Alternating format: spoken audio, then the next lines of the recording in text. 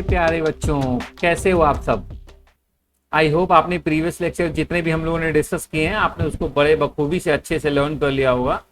तो आज हम लोग बात करने वाले हैं मेरे प्यारे बच्चों सॉलिड्स में डिफेक्ट्स के बारे में। अब दिमाग में आपके होगा डिफेक्ट्स मतलब क्या है ना। सर ने लिखा हुआ है इम्परफेक्शन, उसका मतलब क्या है। तो ऐसे समझो, मान लो ये सॉलिड था, है ना, और आपने पढ़ा है सॉलिड्स में हर एटम की अपनी एक पर्टिकुलर जगह होती है। वो उसी जगह के अराउंड क्या करते हैं, वाइब्रेट करते रहते हैं। वो उसी जगह के अराउंड क्या करते हैं, वाइब्रेट करते रहते हैं।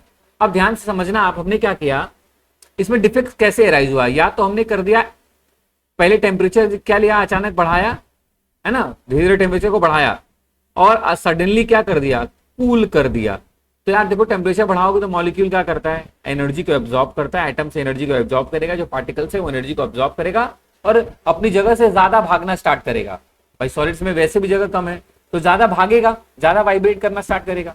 और जब वाइब्रेट करके अचानक जब तुम ठंडा कर, तो अचानक ठंडा करने की प्रोसेस को हम बोलते हैं एनिलिंग। क्या बोलते हैं, एनिलिंग की प्रोसेस कर दोगे आप। ठीक, EALING होता है एनिलिंग। अचानक आप कर दोगे तो जो मॉलिक्यूल अपनी जगह से गया था वो अपनी अचानक ठंडा करने अपनी जगह पे आ नहीं पाए, कहीं और हो जाएगा।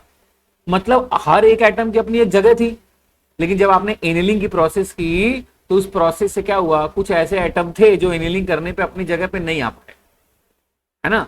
हो सकता है वो कुछ एटम हो सकता है एक ऐसा एटम हो सकता है नंबर ऑफ ऐसे एटम हो जाए, तो अपनी जगह पे नहीं आ पाए। दैट मीन्स क्या एराइज हो गया, डिफेक्ट्स एराइज हो गया। प्यारे बच्चों क्या एराइज हो गया, डिफेक्ट।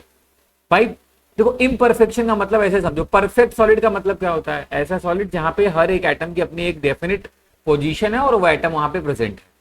इम्परफेक्शन का मतलब क्या है, एटम की अपनी जो पोजीशन थी वो डिस्टर्ब हो जाए। परफेक्ट से क्या हो जाए, इम्परफेक्ट हो जाए। और वो इम्परफेक्शन कब आ सकता है, जब आप या तो आप एनिलिंग करो या तो मॉलिक्यूल्स अपने आप क्या करने लगे, वाइब्रेशन उनमें ज्यादा होने लगे। मतलब वाइब्रेशन ज्यादा होने लगे और वो अपनी पोजीशन पे ना आ पाए आफ्टर द वाइब्रेशन। तो इन दोनों ही प्रोसेस से क्या जनरेट होता है, आपके सॉलिड्स में डिफेक्ट जनरेट होता है। तो जो हम लोग पढ़ने जा रहे हैं प्यारे बच्चों, वो वही हेडिंग है, डिफेक्ट इन सॉलिड्स, या हम पढ़ने जा रहे हैं इम्परफेक्शन इन सॉलिड्स। बहुत ही आसान सा टॉपिक है, आपको मेरी बात बहुत ध्यान से सुननी है। पढ़ते पढ़ते अपना एक शॉर्ट नोट्स आपको बना लेना है, बस बात खत्म। अपने आप क्लास के उठेंगे और आपको लगेगा अरे यार मुझे तो इम्परफेक्शन याद ही है।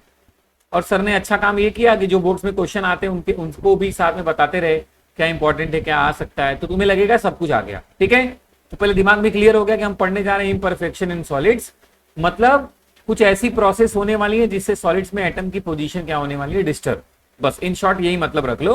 और अभी कोई तुमसे पूछे कि ये इम्परफेक्शन क्यों अराइज हो सकता है, तो टेम्परेचर इंक्रीज करके सडन कूलिंग, मतलब आप एनिलिंग करके भी डिस्टर्ब कर सकते हो पोजीशन एटम की इन सॉलिड्स। और दूसरा, मोड ऑफ वाइब्रेशन में भी चेंज करके आप क्या कर सकते हो, आपके सॉलिड्स में इम्परफेक्शन डेवलप कर सकते हो। तो मेरे प्यारे बच्चों चलो बहुत ध्यान से मेरी बात सुनो, फटाफट समझ जाओ। देखो इम्परफेक्शन इन सॉलिड जो है वो दो तरीके से है, देखो साथ साथ दिख रहा है, एक है पॉइंट डिफेक्ट, एक है लाइन डिफेक्ट। नाम से क्या लग रहा है, पॉइंट डिफेक्ट मतलब एक आध एटम की जो जगह है वो डिस्टर्ब हो गई। देखो डिफेक्ट अराउंड अ पॉइंट और एन एटम, है ना, किसी एक पॉइंट पे, हर पॉइंट लैटिस पॉइंट एक एटम को ही रिप्रेजेंट करता है। मतलब किसी एक आध एटम की पोजीशन डिस्टर्ब हो जाए तो उसको हम नाम देंगे पॉइंट डिफेक्ट। और नंबर ऑफ एटम्स, मतलब एक आध पूरी रो ही एटम की डिस्टर्ब हो जाए, अपनी जगह पे ना आए, तो उसको क्या बोलते हैं, लाइन डिफेक्ट। ठीक, अब ये जो पॉइंट डिफेक्ट है बच्चा वो तीन तरीके का है, हमें इसी के बारे में बात करनी है। एक है स्टाइकियोमेट्रिक, एक है नॉन स्टाइकियोमेट्रिक, और तीसरा क्या है, इम्प्योरिटी डिफेक्ट। अब आपके दिमाग में वर्ड आया होगा कि सर स्टाइकियोमेट्रिक और नॉन स्टाइकियोमेट्रिक का मतलब क्या है। तो ऐसे समझो, मान लो मेरे पास एक कंपाउंड था जिसका मॉलिक्यूलर फॉर्मूला था AB, है ना। मैंने बोला कि इसके 50 एटम A के भी थे, 50 एटम B के भी थे। जब इसमें डिफेक्ट हुआ तो डिफेक्ट के बाद हमने क्या नोटिस किया कि 48 एटम A के भी रह गए, 48 एटम B के भी रह गए। आप नोटिस करो, पहले भी भाई डिफेक्ट्स के पहले भी इनके बीच में रेशियो क्या था, A और B का 1:1, 1:1। डिफेक्ट्स के बाद भी इनके बीच में रेशियो क्या है, 1:1 का ही है। तो ऐसे डिफेक्ट्स को हम किस कैटेगरी में रखते हैं, स्टाइकियोमेट्रिक डिफेक्ट्स की कैटेगरी में रखते हैं, जहां पे डिफेक्ट के पहले जो रेशियो था वो आफ्टर द डिफेक्ट्स भी वही रेशियो क्या हो जाए, चेंज ना हो, वो रेशियो वही रह जाए। तो ऐसे डिफेक्ट्स को हम क्या बोलते हैं, स्टाइकियोमेट्रिक। नॉन स्टाइक्योमेट्रिक अपने आप समझ गए होंगे, पहले 50-50 थे, डिफेक्ट्स के बाद एक तो 48 हो गया, एक 49।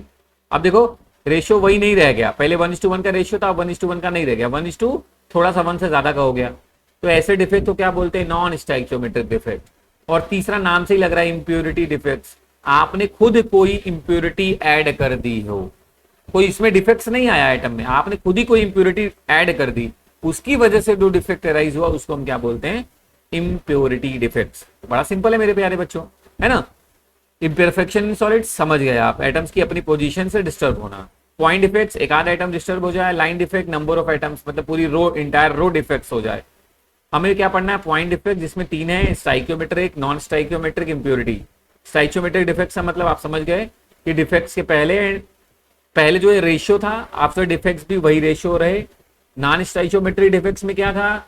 आफ्टर द डिफेक्ट जो रेशियो है उनके बीच का वो डिस्टर्ब हो जाए। और इंप्योरिटी में आप कोई फॉरेन इंप्योरिटी, फॉरेन पार्टिकल खुद ऐड कर रहे हो अपने सॉलिड्स में टू डेवलप इनपरफेक्शन। ठीक, बड़ा सिंपल सा था। तो चलो अब एक एक करके इनको निपटाते हैं। तो सबसे पहला हम लोग पढ़ने जा रहे हैं स्टाइक्योमेट्रिक डिफेक्ट्स। और स्टाइक्योमेट्रिक डिफेक्ट्स को हमें 2 जगह पे पढ़ना पड़ेगा प्यारे बच्चों। भाई हमें पढ़ना है अगर इसको तो हम 2 जगह में पढ़ना पड़ेगा। एक तो नॉन आयनिक सॉलिड्स में, भाई आपने ऐसा तो पढ़ा नहीं कि सारे सॉलिड्स आयनिक ही होते हैं, आपने ये भी पढ़ा है कि नॉन आयनिक वाले भी आपको मिले हैं। मॉलिक्यूलर सॉलिड्स भी थे, कोवेलेंट सॉलिड्स भी थे, आयनिक था, मेटालिक था, है ना। तो आपको ये जो स्टाइक्योमेट्रिक डिफेक्ट्स है वो 2 में पढ़ना है, नॉन आयोनिक सॉलिड्स में भी और उनमें भी जो आयनिक सॉलिड्स हो उनमें भी। सबसे पहले हम अपन लोग कहां पढ़ने जा रहे हैं मेरे प्यारे बच्चों? नॉन आयोनिक सॉलिड्स में। अब नॉन आयोनिक सॉलिड्स में ऑप्शन सुनो, पहले देखो, बहुत ध्यान समझो। मैंने बोला ये क्या था? ये एटम की पहले की पोजीशन थी, है ना। अब मैं क्या बोलूं कि जब इसमें डिफेक्ट अराइज हुआ तो एक एटम जो था वो अपनी जगह पे नहीं आया, एक एटम क्या हुआ? अपनी जगह से मिस हो गया, मतलब वो अपनी जगह पे आ ही नहीं पाया। मतलब ऐसे समझो, मान लो ये पूरा बना हुआ था, मैं बाद में बोल रहा हूं कि यहां से ये वाला आइटम गायब हो गया, ये वाला आइटम अपनी जगह पे नहीं है, तो यहां क्या डेवलप हो गया? वैकेंसी डेवलप हो गई मेरे प्यारे बच्चों। क्या डेवलप हो गया? वैकेंसी। तो ऐसे डिफेक्ट्स को हमने क्या बोला? Vacancy defects. क्या बोला? वैकेंसी डिफेक्ट, है ना। और जब ये मिस होंगे एटम, क्या बोला, पूरे सॉलिड से अगर नंबर ऑफ एटम कम होंगे तो per unit volume number of atom decrease होगा, तो इससे क्या होगी? डेंसिटी डिक्रीज होने लगेगी। क्या डिक्रीज होने लगेगी? डेंसिटी डिक्रीज होने लगेगी। तो इन शॉर्ट देखो वही लिखा है कि अगर मिसिंग होंगे एटम्स तो डेंसिटी क्या होने लगेगी? डिक्रीज होने लगेगी। अच्छा, अब आपके दिमाग में एक सवाल तो आया होगा प्यारे बच्चों, कि आप बोल रहे हो सर ये वाला आइटम डिस्टर्ब हो गया, है ना, तो सर क्या स्टाइक्योमेट्रिक में फर्क नहीं पड़ा? तो मैंने बोला नहीं बेटा, ऐसा नहीं समझो, ऐसे समझो तुम। मान लो अगर मैं तुम्हें बता रहा हूँ कि ये कोई मॉलिक्यूलर सॉलिड्स है, या मैं कोई बोल रहा हूँ कुछ भी एटम है, तो इक्वल नंबर ऑफ एटम्स गायब होंगे। जैसे मैंने बोला मान लो इसमें 10 मॉलिक्यूल ए वाले थे, 10 मॉलिक्यूल बी वाले थे, तो अगर ये नॉन आयोनिक में स्टाइक्योमेट्रिक डिफेक्ट है तो अगर 2 ए गायब हुआ बेटा तो 2 बी भी गायब होगा, तभी तो स्टाइक्योमेट्रिक क्या होगी? कांस्टेंट होगी। तो ध्यान रखना। तो एक क्या हुआ? जब एटम अपनी पोजीशन से गायब हो जाए तो उस डिफेक्ट को बोला वैकेंसी, और गायब होके क्रिस्टल से गायब नहीं हुआ, बल्कि आपको पता है ना भाई सॉलिड्स के मॉलिक्यूल के बीच में क्या होता है? Intermolecular space. वो एटम अपनी जगह छोड़ के क्या हो जाए? इंटरस्टिशियल स्पेस में आ जाए। देखो एटम अपनी जगह छोड़ के कहां आ गया? इंटरस्टिशियल स्पेस में। तो कोई एटम गायब नहीं हुआ, इसलिए मैंने वैकेंसी नाम नहीं दिया, बल्कि इसका नाम क्या है? Interstitial defects. क्योंकि एटम अपनी जगह छोड़ के कहां चला गया है? इंटरस्टिशियल स्पेस में, या इसी को आप बोलते हो इंटरमॉलिक्यूलर स्पेस में चला गया। तो नंबर ऑफ एटम अभी भी उतना ही है जितना पहले भी थे, इसलिए डेंसिटी पे कोई फर्क नहीं पड़ता नॉर्मली। लेकिन आप समझना मेरी बात, मैं मेन जो लाइन बता रहा हूं वो क्या करना। अब इसमें कह रहा है ना, इंटरस्टिशियल डिफेक्ट्स में क्या कह रहा है कि कोई एक्स्ट्रा एटम जो है वो इंटरस्टिशियल उसमें आ जाए, एक्स्ट्रा जो थे वो थे, कोई एक्स्ट्रा एटम जो है वो इंटरस्टिशियल स्पेस में आ जाए, तब क्या होगा? तब तो नंबर ऑफ एटम बढ़ जाएंगे पर यूनिट वॉल्यूम। इसीलिए लिखा हुआ है देखो कि जब एक्स्ट्रा एटम आ जाएंगे इंटरस्टिशियल साइड्स पे तो डेंसिटी क्या हो जाती है? इंक्रीज हो जाती है। आप पढ़ते हो डेंसिटी का फॉर्मूला, आपको पता है, density equal to mass per unit volume. मास मतलब ऑब्वियसली नंबर ऑफ एटम बढ़ेगा तो मास बढ़ेगा, मास बढ़ा तो डेंसिटी बढ़ गई। तो मैं वही बोल रहा हूँ प्यारे बच्चों, ऐसे मत समझो, ऐसे समझो। नॉन आयनिक में 2 ही ऑप्शन है, या तो एटम अपनी जगह पे रहेगा ही नहीं, गायब हो जाएगा तो वैकेंसी डिफेक्ट्स, या कोई फर्दर और कोई एटम आके आपके इंटरस्टिशियल स्पेस में आके ट्रैप हो गया, है ना। अरे सब लोग दौड़ के भाग रहे थे, अचानक बोला कि अपनी जगह पे आओ, तो जो जहां से गया था वहीं नहीं आ पाया ना, कोई एक्स्ट्रा आ गया, कोई आ गया, तो मैं उसी को बोल रहा हूँ डिफेक्ट्स। हम लोगों ने इनिशियली यही समझा ना। तो ध्यान से समझना, नॉन आयनिक में ये दो नामों से जाना जाता है, वैकेंसी और इंटरस्टिशियल, है ना। मेरे लाल एकदम सेम समझ ले, आयनिक वाले भी कहलाएगा।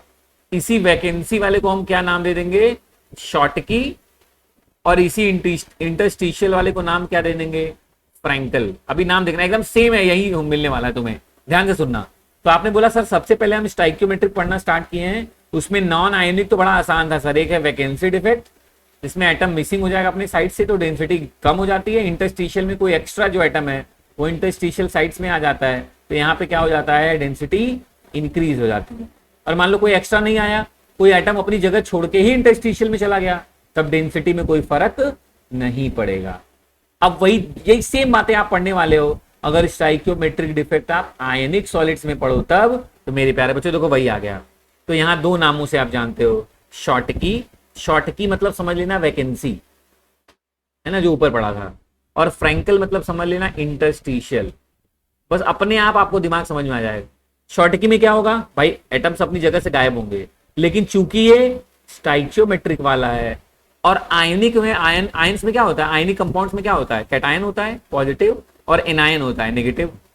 तो कह रहा है वैकेंसी तो क्रिएट हुई है, लेकिन स्टाइक्योमेट्रिक डिस्टर्ब नहीं होनी चाहिए, इसीलिए शॉर्टकी में क्या होता है, इक्वल नंबर ऑफ कैटायन और एनायन मिस होते हैं। देखो एक क्या गायब हुआ, एनायन, एक क्या गायब हुआ, cation. Equal number of cation और एनायन अगर मिस हो जाएं डिफेक्ट्स के बाद, है ना, तो ऐसे डिफेक्ट को क्या बोलते हैं, शॉर्टकी। जैसे ऐसे देखो ना, मान लो जैसे मैंने क्या बोला, जैसे एग्जांपल दिया था NaCl, मान लो ये NaCl का क्रिस्टल है, इसमें 4:4 के रेशियो में Na और Cl प्रेजेंट थे। अब मैं कह रहा हूं क्या हुआ, Na भी गायब हुआ, Cl भी गायब हुआ, उनका रेशियो क्या हो गया, बचा जो डिफेक्ट्स के बाद वो 3:3 है। तो आप नोटिस करो 4:4 था, मतलब अभी भी रेशियो 1:1 ही था। यहाँ 3 और 3 रह गए, तब भी रेशियो क्या होगा, 1:1 ही हो गया। तो डिफेक्ट्स के पहले भी 1:1 का रेशियो था, डिफेक्ट्स के बाद भी 1:1 ही का रेशियो रह गया। तो ऐसे डिफेक्ट्स को हम क्या बोलते हैं, शॉर्टकी। आयनिक के केस में शॉर्टकी हो गया, नॉन आयनिक के केस में इसी को हमने क्या बोला था, वैकेंसी। अब सेम वही कॉन्सेप्ट है मेरे प्यारे बच्चों, नंबर ऑफ एटम्स कम होंगे अगर पर यूनिट वॉल्यूम, तो डेंसिटी क्या होगी, डिक्रीज होगी, है ना। और ये उन आयनिक सॉलिड्स में मिलता है जिनका कोऑर्डिनेशन नंबर हाई होता है। इनका कोऑर्डिनेशन नंबर क्या होता है, हाई, ये उन्हीं वाले कंपाउंड्स में मिलता है। ध्यान रखिएगा, ये बोर्ड के पॉइंट ऑफ व्यू से इंपॉर्टेंट है, ऑब्जेक्टिव के पॉइंट ऑफ व्यू से भी इंपॉर्टेंट है। पूछता शॉर्टकी डिफेक्ट्स किन कंपाउंड्स में मिलता है, जहां कैटायन और एनायंस जो हैं भाई पॉजिटिव और नेगेटिव, उनका कोऑर्डिनेशन नंबर ज्यादा होता है, उन वाले में शॉर्टकी डिफेक्ट्स मिलता है। जैसे NaCl, KCl, AgBr, ये सब ऐसे कंपाउंड है जिसमें कौन सा डिफेक्ट्स मिलता है प्यारे बच्चों, शॉर्टकी। ठीक है, अब आता हूं मैं फ्रैंकल पे, मेरी बात बहुत ध्यान समझना।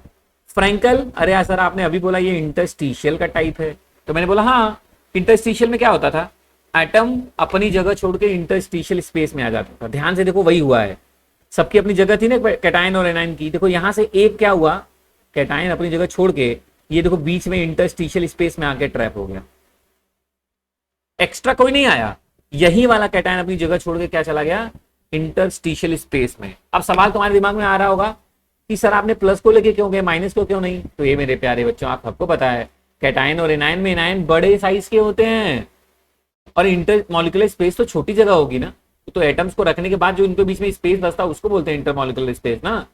तो वहां कौन जाएगा, जो छोटा होगा। तो कैटायंस क्या होते हैं, जनरली जाते हैं इंटरमॉलिक्यूलर स्पेस में या इंटरस्टिशियल स्पेस में। एनायन नहीं, बिकॉज वो साइज में बड़े होते हैं। तो ध्यान रखिएगा। तो डेंसिटी पे कोई फर्क पड़ेगा नहीं, अभी भी नंबर ऑफ एटम उतने ही जितने पहले थे, बस पोजीशन थोड़ी सी बदली है।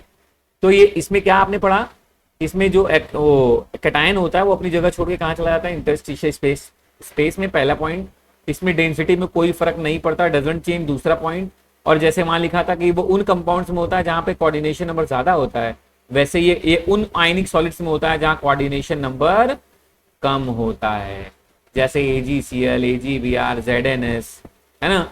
आपने नोटिस किया एक बात कि AgBr शॉर्टकी डिफेक्ट्स भी दिखा रहा है, AgBr फ्रैंकल डिफेक्ट्स भी दिखा रहा है। इसलिए क्वेश्चन बड़ा इंपॉर्टेंट हो जाता है, आपसे पूछता है ऐसा कौन सा हैलाइड है या ऐसा कौन सा सिल्वर का हैलाइड्स है जो शॉर्टकी और फ्रैंकल दोनों डिफेक्ट्स दिखाता है। तो अच्छे से दिमाग में एकदम बैठा लीजिएगा, क्वेश्चन बहुत बार पूछा गया है। कौन सा आंसर है, AgBr सिल्वर ब्रोमाइड शॉटकी भी दिखा सकता है, फ्रैंकल भी दिखा सकता है। ठीक है मेरे प्यारे बच्चों, दिमाग में ये बात गई, पल्ले पड़ा ये बात, है ना। अच्छा, थोड़ी और मैं अगर इसमें गेम खेलूं आपके साथ, तो आपने नोटिस किया यहाँ पे खाली जगह हो गया, खाली जगह हो गया मतलब यहाँ पे एटम मूव करना स्टार्ट कर सकते हैं भाई। यहाँ खाली है तो यहाँ आ जाएगा, तो ये उसकी जगह आ जाएगा, मतलब मूवमेंट स्टार्ट हो जाएगा प्लस और माइनस का, कैटायन और एनायंस का। तो मूवमेंट स्टार्ट हुआ तो कंडक्टिविटी भी क्या होगी, ऑब्वियसली ऐसे सॉलिड्स की कंडक्टिविटी भी क्या होगी, बढ़ जाएगी। एक तो वैसे ही आयनिक है, ऑब्वियसली अच्छे कंडक्टर होंगे, इसमें कोई डाउट नहीं है, लेकिन डिफेक्ट्स के बाद शॉर्टकी वालों की कंडक्टिविटी क्या हो जाएगी, आपको नहीं लग रहा बढ़ जाएगी? हाँ बढ़ जाएगी सर, एकदम आपने सही बोला। ठीक, आगे बढ़ता हूं, बहुत ध्यान सुनना। तो आपने बोला सर सबसे पहले आपने क्लासिफाई किया था पॉइंट और रो, भाई पॉइंट डिफेक्ट्स था, दूसरा कौन सा था, रो डिफेक्ट्स। पूरा एक पूरा रो ही गायब हो गई थी। पॉइंट में 3 थे, शॉर्ट, स्टाइकोमेट्रिक, नॉन स्टाइकोमेट्रिक और इंप्योरिटी। अभी हम लोगों ने स्टाइकोमेट्रिक को कंप्लीट कर लिया, नॉन आयनिक सॉलिड्स में भी और आयनिक सॉलिड्स में भी, है ना। एक लंबी सांस लेके सोचोगे तो फिर सब याद आएगा। नॉन आयनिक में वैकेंसी और इंटरस्टिशियल, फिर याद आएगा अरे यार वही तो था, वैकेंसी बस आयनिक में नाम हो गया था शॉर्टकी और इंटरस्टिशियल का नाम हो गया था फ्रैंकल। कुछ इंपॉर्टेंट लाइन सर ने बताई, जैसे हमें याद रखना था कि इसमें कैटायन और एनायन इक्वल नंबर में मिस होते हैं, वहां कोई मिस नहीं होता बल्कि अपनी जगह छोड़ के इंटरस्टिशियल स्पेस में चला जाता है। ये हाई कोऑर्डिनेशन नंबर वाले कंपाउंड शो करते हैं, ये लेस वाले, है ना। यहाँ डेंसिटी डिक्रीज हो जाती है, यहाँ डेंसिटी में कोई फर्क नहीं पड़ता। ठीक, सर ने यही सब बातें बताई और एक इंपॉर्टेंट लाइन भी बता के जीपीआर दोनों तरीके के डिफेक्ट्स शो कर सकता है। ठीक मेरे प्यारे बच्चों, अब आते हैं दूसरे की तरफ, नॉन स्टाइकियोमेट्रिक डिफेक्ट्स की तरफ। अब नॉन स्टाइकियोमेट्रिक डिफेक्ट्स का मतलब देखो, समझो। नॉन स्टाइकियोमेट्रिक मतलब डिफेक्ट्स के बाद जो रेशियो है वो सिमिलर नहीं होगा। तो अच्छा, 2 ही ऑप्शन हो सकते हैं ना, मैं एग्जांपल देके समझाता हूं तो तुम्हें ये रटना नहीं पड़ेगा। जैसे ऐसे करो, मैंने बोला NaCl, पहले 100 एटम Na के भी थे, 100 एटम क्लोरीन के भी थे, एग्जांपल दे रहा हूं। डिफेक्ट्स हुआ तो 2 ही ऑप्शन है, पता है क्या, या तो ऐसा हो जाएगा कि Na क्या रह जाएगा 99 और Cl क्या हो जाएगा 98, या दूसरा ऑप्शन क्या हो सकता है Na हो जाए 98 और Cl क्या हो जाए 99। मतलब आपको 2 ही ऑप्शन लग रहा है ना, या तो कैटायन, ये प्लस है ये माइनस है ना, Na प्लस और Cl माइनस। तो आपने बोला या तो सर मेटल कैटायन क्या हो जाएगा, ज्यादा हो जाएगा, मेटल एक्सेस हो जाएगा, कैटायन ज्यादा मतलब मेटल एक्सेस हो जाएगा, है ना, मेटल एक्सेस हो जाएगा। या दूसरी बार क्या हो रहा है, ये 98 ये ज्यादा मतलब एनायन एक्सेस हो गया, क्या हो गया एनायन एक्सेस। 2 ही ऑप्शन बन रहा है ना, आपको समझ में आ रहा होगा बात कि 2 ही ऑप्शन है सर, या तो कैटायन एक्सेस में होगा, कैटायन एक्सेस में होगा तो 99 जगह कैटायन होंगे, होना चाहिए था 99 जगह एनायन को भी, लेकिन 98 जगह ही एनायन है, मतलब एक जगह क्या हो गई खाली। तो क्या क्रिएट हो गया, एनायनिक वैकेंसी क्रिएट हो गई। भाई एक जगह थी ना एनायन वाली, अब वहां एनायन नहीं होगा तो क्या क्रिएट हो गया, जब मेटल एक्सेस में होगा तो 2 ही ऑप्शन है, या तो एनायनिक वैकेंसी क्रिएट हो जाएगी, या हो सकता है मेटल ज्यादा हो तो एक्स्ट्रा वाला मेटल कहां चला गया हो, इंटरस्टिशियल स्पेस में। ये देखो कोई स्पेस जनरेट नहीं हुआ भाई, 98 माइनस था, 98 प्लस भी था, बस 99 वाला जो प्लस था वो कहां चला गया, इंटरस्टिशियल स्पेस में। और कैटायन तो छोटा है, जा भी सकता है ना। तो मेरी बात बहुत ध्यान समझना, मैंने बोला पहला जो नॉन स्टाइकोमेट्रिक में ऑप्शन क्या है कि सर मेटल ज्यादा हो, तो अगर मेटल ज्यादा होगा तो एक नॉन मेटल की जगह खाली होगी। भाई देखो ये 99 है, ये 98 ही टाइम्स है, तो एक क्या होगा एनायनिक वैकेंसी क्रिएट हो जाएगी। देखो यहाँ पे एक एनायनिक वैकेंसी क्रिएट होगी, ठीक समझना। और दूसरा ऑप्शन क्या कह रहा है कि कोई वैकेंसी क्रिएट ना हो, बल्कि जो एक्स्ट्रा वाला कैटायन है वो कहां चला जाए, इंटरस्टिशियल स्पेस में। अब मेरी बात ध्यान समझना, है ना, मेरी बात यहीं से समझना दोनों बात को। तो पहला कह रहा है कि मान लो एनायनिक वैकेंसी क्रिएट हो गई, तो यार आपको तो पता ही है कोई भी आयनिक सॉलिड्स जो है या कोई भी सॉलिड्स है, डिफेक्ट्स के बाद भी वो अपनी न्यूट्रलिटी को मेंटेन करेगा, ये खासियत है उसकी। न्यूट्रलिटी क्या करेगा, मेंटेन करेगा। अब मैं कह रहा हूं कि 99 प्लस थे और 98 ही माइनस था, तो जो एक खाली जगह थी वहां आके क्या ट्रैप होगा, इलेक्ट्रॉन, जिससे वो भी एक इलेक्ट्रॉन माइनस अगर आ जाएगा तो वो भी 99 हो जाएगा। भाई अगर ये 99 प्लस और ये 98 ही माइनस है तो कंपाउंड न्यूट्रल तो रहेगा नहीं, तो फिर उसको भी 99 माइनस होने के लिए एक इलेक्ट्रॉन उसी खाली जगह में जो एनायनिक वैकेंसी क्रिएट हो गई है उसी खाली जगह में आके ट्रैप हो जाएगा। अब देखो इलेक्ट्रिकल न्यूट्रलिटी फिर से मेंटेन हो गई, 99 प्लस भी हो गया और 99 माइनस भी हो गया। अब ये मत कहना इसमें 99 कहां लिखा है, मैं समझाने के पर्पज से बोल रहा हूं, है ना, मैं आपको समझा रहा हूं कि न्यूट्रलिटी मेंटेन करने के लिए जो एक खाली जगह थी ना एनायन वाली, वहां पे आके इलेक्ट्रॉन ट्रैप हो जाए, और इलेक्ट्रॉन जो ट्रैप हो जाता है कहां पे, इन एनायनिक वैकेंसी, उसी को बोलते हैं एफ सेंटर। ध्यान रखना एग्जाम में पूछा जाता है question, what is F centre, तो आप बोलोगे क्या, when electron trapped in anionic vacancy it is called F centre. और एफ सेंटर एक लैटिन वर्ड से कॉपी हुआ है, किससे, फारबेनजेंटर से कॉपी हुआ है, जिसका मतलब होता है कलर, है ना। तो जो भी कंपाउंड, जो भी आयनिक सॉलिड्स ये वाला डिफेक्ट्स दिखाते हैं, मेटल एक्सेस डिफेक्ट्स में कौन सा है, ड्यू टू एनायनिक वैकेंसी, वो सब कलर शो करते हैं। अब आपके दिमाग में एक क्वेश्चन तो आएगा ना कि सर एफ सेंटर होने की वजह से एलिमेंट कलर क्यों शो कर रहा है, तो यार ऑब्वियसली जब तुम इसको हीट करोगे तो इलेक्ट्रॉन एनर्जी एब्जॉर्ब करेगा, पुरानी आदत, भागेगा हायर एनर्जी लेवल में, और फिर जब नीचे की तरफ आएगा एनर्जी ऑब्वियसली बच जाएगा, तो कोई हायर एनर्जी लेवल में ज्यादा देर तक नहीं रह सकता एक्साइटेड स्टेट में, फिर आएगा ही डाउनवर्ड। तो जब डाउनवर्ड आता है ना प्यारे बच्चों, तो वो विजिबल रीजन से होते हुए आता है, तो इसीलिए हमें कलर शो होता है, इसीलिए वो हमें कलर वहां पे दिखते हैं, है ना। तो एफ सेंटर का काम क्या है, इम्पार्ट्स करता है कलर टू द क्रिस्टल। एक से एग्जांपल एकदम जहन में बैठा लिए, NaCl, KCl, LiCl। NaCl का कलर क्या होता है प्यारे बच्चों, येलो। KCl कौन सा कलर दिखाता है, वॉयलेट। LiCl कौन सा कलर दिखाता है, पिंक। एकदम अच्छे से दिमाग में रख लो, कभी भी एग्जांपल में आए कि NaCl डिफेक्ट्स के बाद कौन सा कलर शो करता है, तो याद रखना येलो। और ये किसके एग्जांपल हैं, ये हैं ड्यू टू एनायनिक वैकेंसी वाले एग्जांपल हैं, ठीक। अच्छा, आप एक सवाल और आपके दिमाग में आया होगा, मैं नहीं चाहता आपको कुछ रटना पड़े, आप समझो कि सर ये जनरेट हुआ ही क्यों। तो ऐसा होता है ना मेरे प्यारे बच्चों, जब इन कंपाउंड्स को इन्हीं के वेपर्स के प्रेजेंस में हीट करते हो। देखो NaCl को तुमने हीट किया किसके प्रेजेंस में, सोडियम वेपर्स के प्रेजेंस में, है ना। मान लो यहां मैंने ले दिया सोडियम का क्या है, ये वेपर्स है, तो ऑब्वियसली सोडियम के आयंस के कंपेयर में सोडियम का वेपर ज्यादा रिएक्टिव होता है।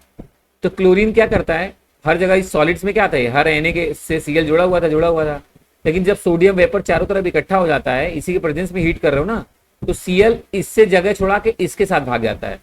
भाई इसके साथ ऑब्वियसली ज्यादा रिएक्टिव है, तो उसके साथ एफिनिटी ज्यादा अच्छी होती है, तो इस Na को छोड़ के इस Na के साथ भाग जाता है। तो तुम्हारे क्रिस्टल में क्या जनरेट हो जाता है, एनायनिक वैकेंसी। और उसी को न्यूट्रलाइज करने के लिए, न्यूट्रलिटी मेंटेन करने के लिए वहां जाके कौन सा ट्रैप हो जाता है, इलेक्ट्रॉन, और उसी को बोलते हैं एफ सेंटर। लैटिन वर्ड फारबेनजेंटर से कॉपी है, जिसका मतलब होता है कलर।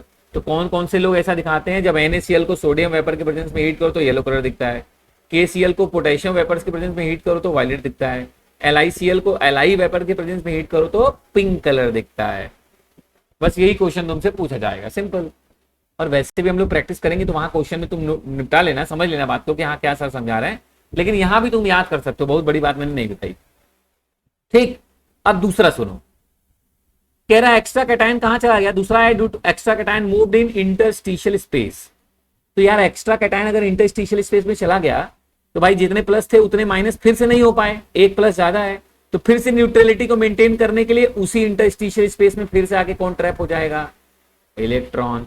न्यूट्रलिटी मेंटेन करने के लिए फिर से इलेक्ट्रॉन आ गया, मतलब फिर से ये कलर प्रोड्यूस करना है, एकदम कंफर्म है भाई, फिर से इलेक्ट्रॉन एनर्जी एब्जॉर्ब करेगा, एक्साइटेड स्टेट में जाएगा, फिर जब रिवर्स होगा इमिशन स्पेक्ट्रम शो करते हुए विजिबल रीजन से आएगा, है ना। तो extra cation moved in interstitial space वाला जो एग्जांपल है उसमें क्या है, ZnO का एग्जांपल है। याद करिए आपने कई बार पढ़ा होगा कि जब ZnO कोल्ड होता है तो कौन से कलर का होता है, व्हाइट, लेकिन जब यही हॉट होता है तो कौन से कलर शो करता है, येलो। तो क्यों ये कलर शो कर रहा है, बस यही प्रोसेस हो जाती है प्यारे बच्चों। जब आप इसको हीट करते हो तो एक्स्ट्रा कैटायन क्या होता है, इंटरस्टिशियल स्पेस में चला जाता है, बस उसी को मेंटेन करने के लिए इलेक्ट्रॉन आता है, बस वही सारा जड़ है कलर का, ठीक। तो याद रखना NaCl, KCl, LiCl ये कलर शो करते हैं, लेकिन कौन सा है डिफेक्ट, मेटल एक्सेस में कौन सा, एनायनिक वैकेंसी वाला। और ZnO भी कलर शो करता है, लेकिन वो कौन सा है, extra cation moved in interstitial space वाला एग्जांपल है, ठीक। एग्जांपल एकदम दिमाग में रखना प्यारे बच्चों, एकदम क्वेश्चन यही से आने ही आने हैं, ठीक, ठीक है। अच्छा, अब दूसरा ऑप्शन पे आते हैं, जैसे ZnO का एग्जांपल देख लीजिए, जब जेडएनओ को हीट करते हो तो क्या होता है, वही हाल हुआ। मैंने क्या बोला, इलेक्ट्रॉन देखो आके क्या हो जाएगा आपके इसमें ट्रैप करेगा, जब एक्स्ट्रा कैटायन चला जाएगा इंटरस्टिशियल स्पेस में, तो देखो ये आके ट्रैप, ये आ गया ना एक्स्ट्रा कैटायन। तो भाई इलेक्ट्रॉन को आना पड़ेगा न्यूट्रलिटी मेंटेन करने के लिए, इसीलिए वो कलर शो करता है। वही ये दिखाना चाह रहे हैं कि वैसे जिंक ऑक्साइड जब देखोगे तो व्हाइट कलर का सॉलिड्स है, लेकिन जब इसको हीट करो तो हमें येलो कलर में शो होता है। इसकी वजह से क्योंकि एक्स्ट्रा कैटायन मूव हो जाता है इंटरस्टिशियल स्पेस में। ठीक, अच्छा आपने पहला ही एग्जांपल था मेटल एक्सेस। दूसरा क्या था अभी जस्ट पढ़ा आपने ऊपर कि अगर मेटल एक्सेस नहीं हुआ तो दूसरा ऑप्शन क्या है, जो एनायन है वो एक्सेस में हो जाएगा। तो अगर एनायन एक्सेस में हो जाएगा बेटा तो कौन सी वैकेंसी होगी, फिर एनायन ज्यादा है तो कम कौन हुआ, कैटायन। मतलब एनायनिक अगर एक्सेस एनायन हो गया तो एक टाइप तो हो गया कि कौन सी वैकेंसी जनरेट हो गई, कैटायनिक वैकेंसी जनरेट हो गई, है ना। दूसरा ऑप्शन दे, समझो प्यारे बच्चों, कह रहा मेटल डिफिशियंट है, भाई एनायन ज्यादा है मतलब मेटल कम है, मेटल कम है मतलब कौन सा जनरेट हो गया, वैकेंसी जनरेट हो गई, किसकी, कैटायनिक वैकेंसी जनरेट हो गई। अब दिमाग में ये है कि सर ये कौन से एग्जांपल शो करते हैं, मैंने क्या बोला, ये मेन कहानी एग्जांपल वाली है, तो हमें एग्जांपल रिलेट करना है। तो याद रखना मेटल डिफिशियंसी वाले कौन सा एग्जांपल है, वो वाले कंपाउंड शो करते हैं जो वेरिएबल वैलेंसी शो करते हो। जैसे तुमने आयरन FeO का क्रिस्टल ले लिया या NiO का क्रिस्टल ले लिया, है ना। अब इसको तुमने क्या कर दिया, हीट किया, क्या ज्यादा है, O ज्यादा है, O। अच्छा क्यों, पहले समस्या तो ये भी है ना, ऐसा क्यों हुआ। तो आप नोटिस करना मेरी बात बहुत ध्यान से सुनना कि देख मेरे भाई, ऐसे मैंने क्या बोला समझना मेरी बात, ये जो ये वाले हैं वो O-2 है ना, और जो ये पिंक कलर वाला है वो क्या था, Fe+2 था, सब सही चल रहा था। अचानक एक पिंक वाले की जगह कौन आ गया, ये ऑरेंज कलर आ गया, और ये Fe+3 का क्रिस्टल है, ध्यान रखना, है ना, Fe+3 का क्रिस्टल है। तो अभी ऐसे समझो, मान लो मैं तुम्हें समझा रहा हूं, मान लो पूरे कंपाउंड में 5 Fe+2 वाले आयंस थे और 5 O-2 वाले थे। तो ये इसमें क्या था, आपने नोटिस किया भाई, 10 प्लस था और 10 माइनस था, सही चल रहा था कहानी। अब हुआ क्या, आपके इसमें हीटिंग करने में डिफेक्ट्स क्या हुआ कि 2 Fe+2 की जगह 2 Fe+3 आ गए। ध्यान से सुनना, मैंने क्या बोला, 2 Fe+2 की जगह 2 Fe+3 आ गए। मतलब अब सोचो 3 Fe+2 रह गए, 3 Fe+2 हो गए, है ना, हो गए, और 2 मैं बोल रहा हूं Fe+3 आ गए। तो 2 Fe+3 आ गए, मतलब ये क्या हो गया, +6 यहां हो गया। और अभी ऑक्सीजन तो 5O-2 ही है, मतलब ये टोटल 10 ही है। और ये कितना हो गया, 2 3 जा 6 चार्ज इधर हो गया और 3 2 जा 6 चार्ज इधर हो गया, ये तो 12+ हो गया और ये 10+।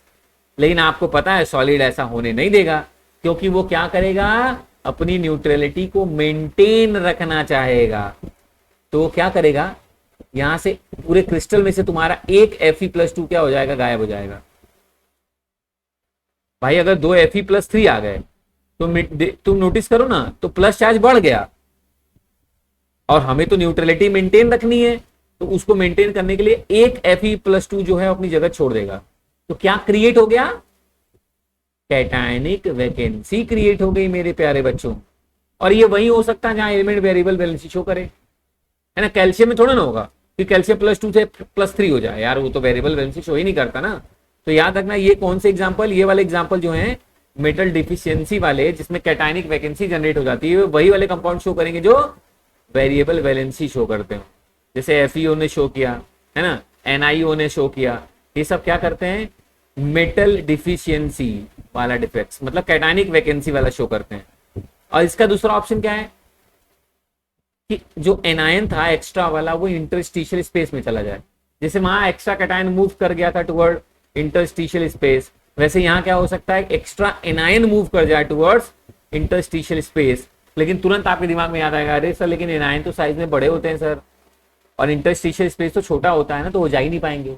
तो एकदम सही पकड़ो मेरे प्यारे बच्चों, इसी वजह से ये जो दूसरा डिफेक्ट्स है नॉन स्टाइचियोमेट्रिक में, कि एक तो हो गया कैटायनिक वैकेंसी वाला, मेटल डिफिशियंसी मतलब कैटायनिक वैकेंसी, या दूसरा कि जो एक्स्ट्रा एनायन है मूव कर जाए इंटरस्टिशियल स्पेस में, वो रेयर है, वो शो ही नहीं होता। आज तक कोई इसका एग्जांपल हमें नहीं मिला, क्योंकि एनायन साइज में बड़े होते हैं, इसलिए वो इंटरस्टिशियल स्पेस में जा ही नहीं पाएंगे, इसलिए उसके एग्जांपल आज तक नहीं मिले।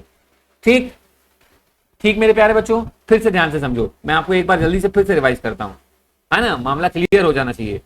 पढ़ाने के बाद एकदम जब तक लगे ना कि हाँ सर सब डन, तब तक बेकार है, क्या फायदा मेरे चिल्लाने का जब इतना ही समझ ना पाओ तो। ठीक है, चलो मैं बता रहा हूं, ध्यान से मेरी बात सुनना एकदम अच्छे बच्चे की तरह। मैंने बोला इम्परफेक्शन क्यों होगा, समझ गए, टेम्परेचर बढ़ा के एनलिंग प्रोसेस से कर दिया या वाइब्रेशन में चेंजेस हुआ तब।